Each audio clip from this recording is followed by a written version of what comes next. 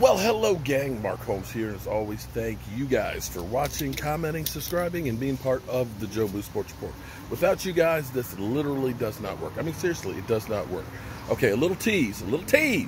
Okay, the Dallas Cowboys will be opening up against the Rams on September 13th, barring nothing happening, and then playing week 2 at home against the Falcons, the Dirty Birds themselves.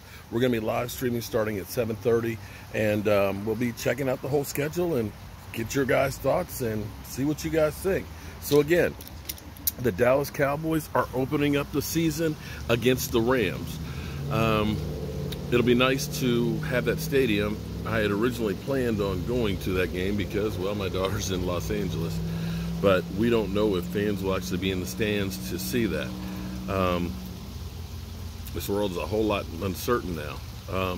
I like that, getting that game out the way. I think the Cowboys, on paper, are a better team than the Rams. But you don't know what shape the team will be in, because typically what I always say to people is, don't get too excited or too upset by what happens the first month of the season, because for a lot of teams it's preseason. This year, more than anything else, it will be preseason, because when you think of guys like Zeke Elliott, Zeke never plays in preseason and usually starts off kind of slow. He doesn't seem to get into his groove till about week 3, 4 and beyond.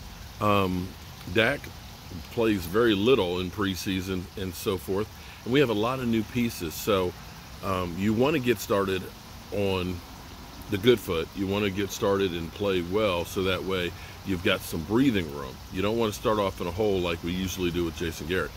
Now, one thing, I'm so glad that Jason Garrett's gone, because there's so many Jason Garrett-isms that just never made sense. For most teams in the NFL, winning the first game increases their odds of making the playoffs. Winning the first 2 games of the season really increases the odds of making the playoffs, and thus losing the first game usually reduces yours. Interesting stat, or I don't even know, think of the right word to call it, but sad thing is every year that the Dallas Cowboys won their first game under Jason Garrett, they never made the playoffs. Not once. It's a crazy statistic, but every year that they made the playoffs under Jason Garrett, they lost their first game.